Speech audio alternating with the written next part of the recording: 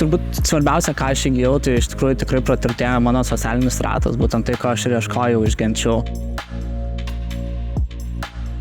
Išmokau labiau priimti nuomonę, kuri yra prieš mano gal nusistatymą kažkokį. Pradėjau pats realiai mažiau meluoti savo.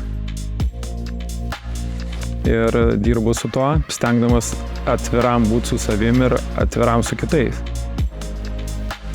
Ir išsakyti kritiką, kai jaučiu, kad to reikia. Padarius vieną, antrą, trečią kartą supranti, kiek tai vertinga yra ir tau ir tam žmogui išgirsti. Aš realiai išmokau brėžti ribas, atpažinti savo ribas ir jas brėžti pačiu sveikiausiai įmanomu būdu. Man būdavo toks tabu bendrauti su vyresniais vyrais. Dabar to visiškai nebėra.